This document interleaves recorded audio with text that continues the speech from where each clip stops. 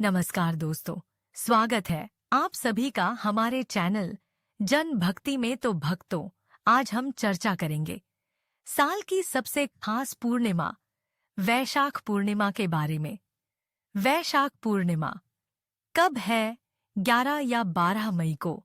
इसके साथ ही इस वीडियो में आप जानेंगे व्रत के पारण का समय, चंद्रमा के उदय का समय और भद्रा काल कब से कब तक रहेगा। इन सभी जानकारियों को हम सरल भाषा में आपके सामने प्रस्तुत करेंगे। साथ ही इस वीडियो के अंत में हम आपको एक खास उपाय बताएंगे जो गौ माता से जुड़ा हुआ है। अगर आपने यह उपाय कर लिया तो मान लीजिए कि आपने 33 करोड़ देवी देवताओं को प्रसन्न कर दिया है। यह उपाय केवल पूर्णिमा के दिन ही करना होता है, क्योंकि यह साल की सबसे शक्तिशाली और शुभ पूर्णिमा मानी जाती है।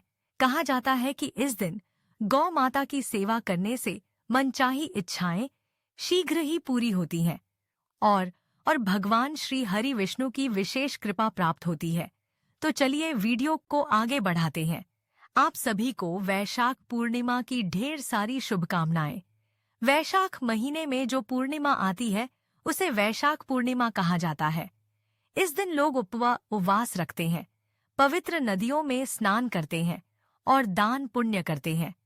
इस अवसर पर सत्यनारायण भगवान की कथा सुनने और व्रत रखने की परंपरा भी है।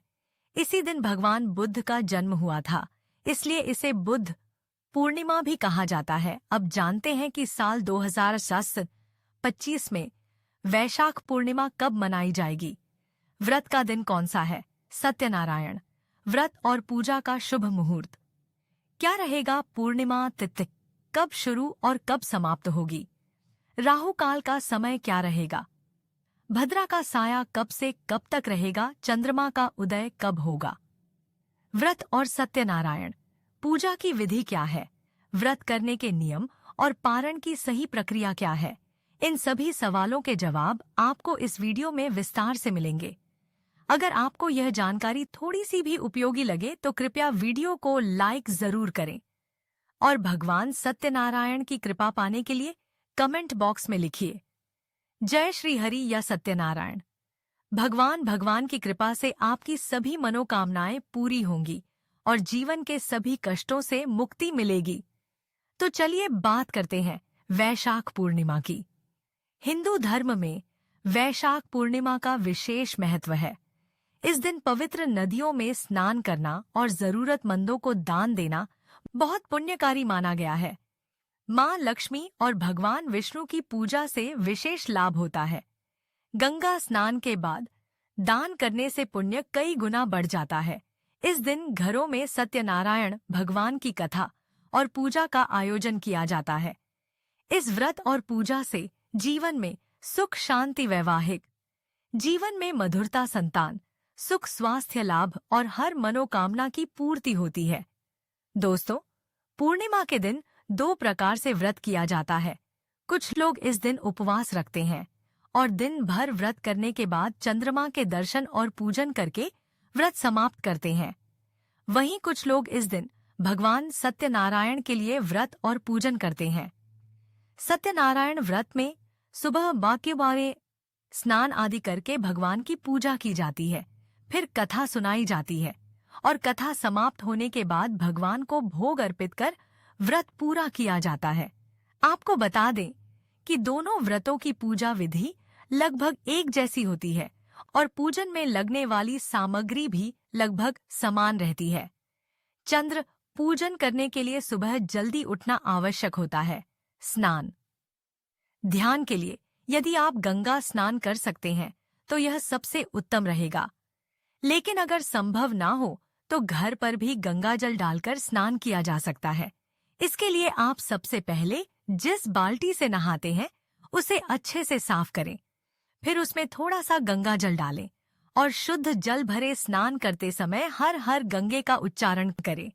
स्नान के बाद साफ वस्त्र धारण करें। इसके बाद घर के मंदिर की सफाई करें और पूजा स्थल को गंगा जल छिड़क कर शुद्ध करें।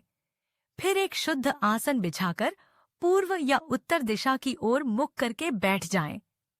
अब पूजन में उपयोग होने वाली सभी सामग्री जैसे सुपारी, लौंग, इलायची, फल, मिठाई और दक्षिणा एकत्र करें।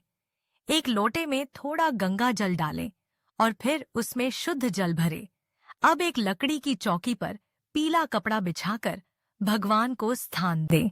जो लोग सत्यनारायण भगवान का पूजन कर रहे हैं वे उनकी तस्वीर रखें, और जो लोग केवल पूर्णिमा का व्रत करते हैं वे भी लक्ष्मी नारायण या सत्यनारायण भगवान की तस्वीर या मूर्ति स्थापित कर सकते हैं।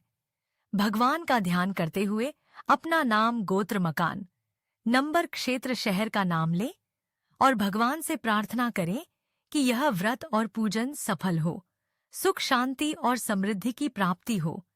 यदि कोई विशेष इच्छा है तो उसे भी व्यक्त करें और संकल्प की सामग्री भगवान के चरणों में अर्पित कर दें। अब संकल्प पूर्ण होने के बाद पूजन शुरू करें। सबसे पहले गणेश जी का ध्यान करें, फिर सत्यनारायण भगवान का स्मरण करें और प्रार्थना करें कि प्रभु आप यहाँ पधारें और मेरी पूजा को स्वीकार करें। अब भगवान को जल अर्पित करें। पंचामृत तैयार करें जिसमें कच्चा दूध, दही, शहद, शक्कर और घी हो। अगर आपके पास भगवान की धातु की मूर्ति है तो पंचामृत से स्नान कराएं, और यदि तस्वीर है तो एक फूल में पंचामृत लगाकर अर्पित करें। इसके बाद शुद्ध जल से भगवान को स्नान कराएं। अब भगवान को वस्त्र के रूप में मौली का एक छोटा सा टुकड़ा अर्पित करें। अब भगवान को यज्ञोपवीत यानी जनेऊ अर्पित करें। इससे पहले भगवान को हल्दी या चंदन से तिलक लगाएं, फिर दीपक और धूप जलाएं और भगवान को समर्पित करें। इसके बाद भगवान को पुष्पों की माला अर्पित करें और हाथ से दीपक घुमाते हुए आरती करें। दीपक को उठाने की आवश्यकता नहीं है, आप फूल या धूप के सहारे आरती कर सकते हैं।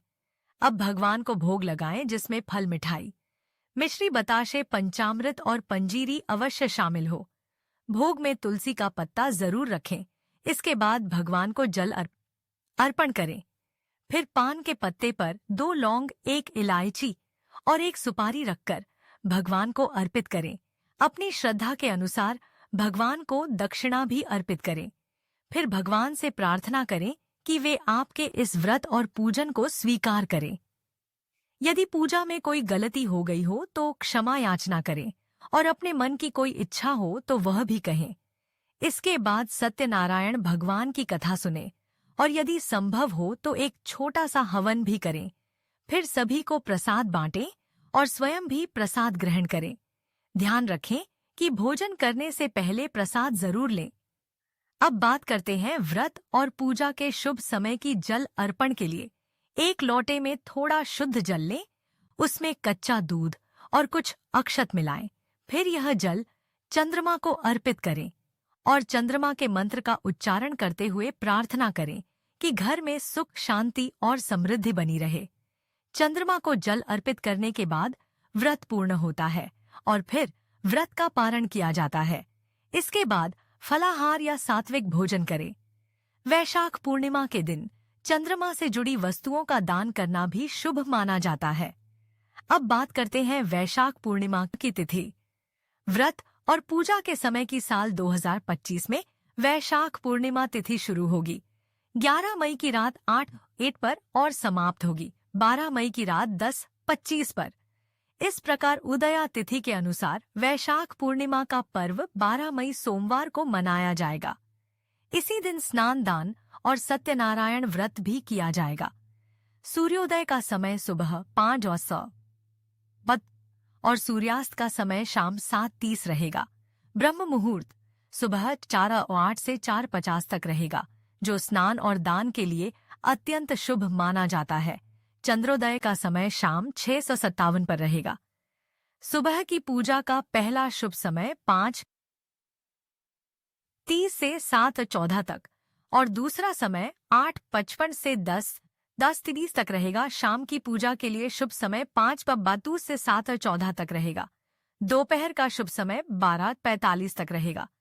राहु काल सुबह 7:14 से 8:75 तक रहेगा।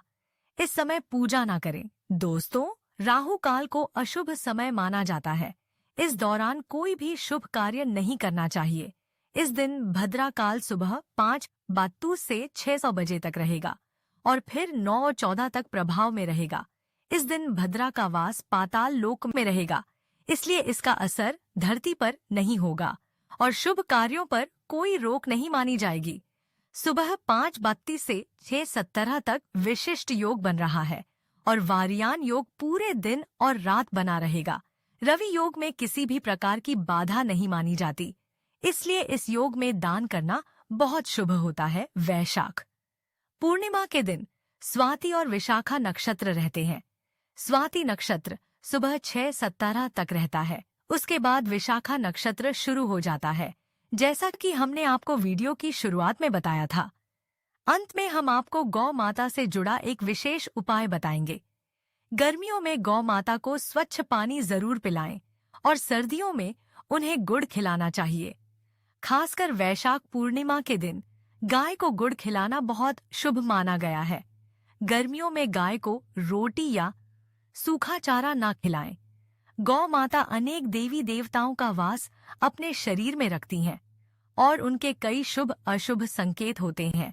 यदि दूध धोते समय गाय ठोकर मार दे और सारा दूध गिर जाए तो वह अपशगुन माना जाता है, लेकिन यदि यात्रा पर जाते समय कोई गाय अपने बछड़े को दूध पिलाती नजर आ जाए तो वह यात्रा सफल मानी जाती है। यात्रा के समय गाय की आवाज सुनना और रात में उसकी हुंकार सुनाई देना भी शुभ संकेत होता है, लेकिन याद रखें गाय के साथ कभी भी बुरा व्यवहार ना करें। आजकल कुछ लोग जब गाय दूध देना बंद कर देती है तो उन्हें सड़कों पर छोड़ देते हैं। कोई डंडा मारता है, कोई पानी डालता है और कई बार गाय बीमार होकर दम तोड़ देती है। हमें यह जानना चाहिए कि शास्त्रों में गाय को माता का स्थान दिया गया है। गाय को मारना माता को मारने के समान पाप है और इससे नरक लोक में वर्षों तक कष्ट भुगतना पड़ता है। अगले जन्म में ऐसे लोग पशु योनि में जन्म लेते हैं। एक बार गौतम मुनि ने भूल से गाय को डंडा मार दिया था, जिससे उसकी मृत्यु हो गई। इस पाप से मुक्त होने के लिए उन्हें वर्षों तक तपस्या करनी पड़ी। वैशाख पूर्णिमा के दिन भगवान श्री कृष्ण ने बैल रूप में आए वृद्ध राक्षस का वध किया था, जिसके प्रायश्चित में उन्होंने सभी तीर्थों को एक कुंड में बुलाकर स्नान किया। तब जाकर वे पाप मुक्त हुए। पानी पी रही गाय को डराकर भगाना भी भारी पाप माना गया है और ऐसा करने वाला व्यक्ति घोर पाप का भागी होता है। ऐसे लोग घर आप से मुक्त होकर स्वर्ग को प्राप्त करते हैं और अगले जन्म में धन संपन्न होकर सुखमय जीवन बिताते हैं।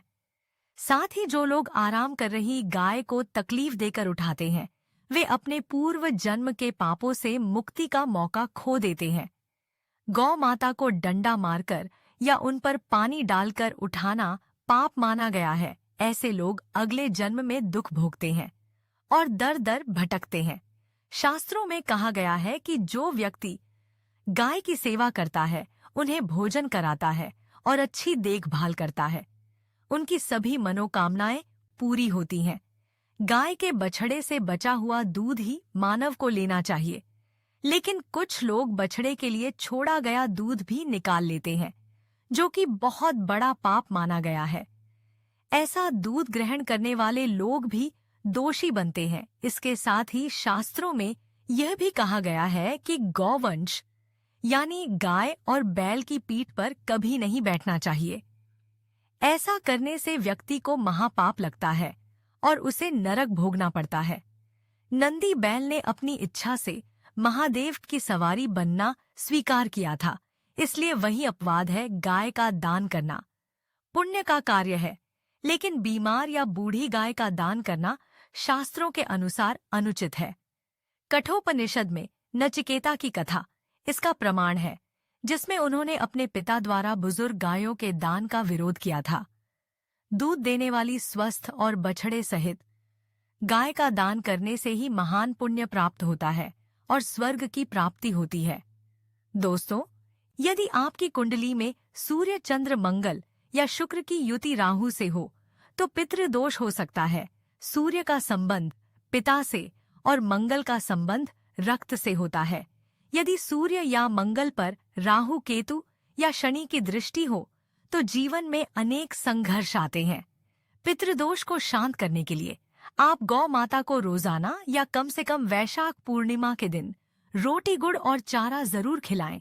हर मांगलिक काम में गाय से जुड़ी चीजें जैसे गोबर, गोमूत्र, दूध या दूध से बना घी अवश्य शामिल करें। इससे पुण्य प्राप्त होता है। सनातन परंपरा के अनुसार जिस घर में गाय होती है उस घर के सारे वास्तु दोष खुद ब खुद दूर हो जाते हैं। गाय के पीठ पर जो कुबड़ होता है वह बृहस्पति गुरु का प्रतीक होता है। यदि आपकी जन्मत्री में बृहस्पति नीच राशि मकर में हो या अशुभ भाव में स्थित हो और यात्रा पर जाते समय सामने गौ माता दिखाई दे तो उन्हें अपने दाहिनी ओर से निकलने दें। यह संकेत होता है कि आपकी यात्रा सफल होगी और साथ ही साथ यह संकेत भी जान ले। यदि आप यात्रा पर जा रहे हैं और रास्ते में गाय दिख जाए या वह अपने बछड़े को दूध पिलाती हुई दिखे तो यह संकेत होता है कि आपकी यात्रा सफल होगी। साथ ही जिन घरों में गाय होती है वहां वास्तु दोष अपने आप समाप्त हो जाता है। आप प्रतिदिन ताज़ी रोटी बनाएं और कोशिश करें कि उसे तुरंत ही गाय को खिला दें। यदि आप रोटी बनाकर अगले दिन देते हैं तो वह बासी मानी जाती है और बासी रोटी खिलाने से घर में नकारात्मक ऊर्जा का वास होता है, जिससे आपके कार्यों में रुकावटें आती हैं। इसलिए गाय को रोजाना ताज़ी और साफ रोटी खिलाएं। इसके अलावा सड़ी गली सब्जियां या फल भी गाय को नहीं देने चाहिए। ऐसा करने से पुण्य की जगह पाप का भागी बनना पड़ सकता है। आप आटे की 11 लोइयां बनाकर उन पर हल्दी लगाएं और फिर गाय को खिलाएं। ऐसा करने से जीवन में चल रही रुकावटें दूर होती हैं और सुख समृद्धि का आगमन होता है। गौ माता के चरणों का स्पर्श करें और चाहे तो 7 बार उनकी परिक्रमा भी कर सकते हैं। इससे आपके सभी कार्य बनने लगेंगे। जब भी रोटी गाय को दें उस पर थोड़ा सा घी, हल्दी या मिश्री अवश्य रखें। कभी भी सूखी यानी बिल्कुल खाली रोटी ना खिलाएं। जी हाँ दोस्तों, ये कुछ जरूरी बातें हैं जो आपको ध्यान में रखनी चाहिए। अगर वीडियो अच्छी लगी हो तो उसे लाइक करें और अपने दोस्तों के साथ जरूर शेयर करें। जय श्री विष्णु भगवान। धन्यवाद।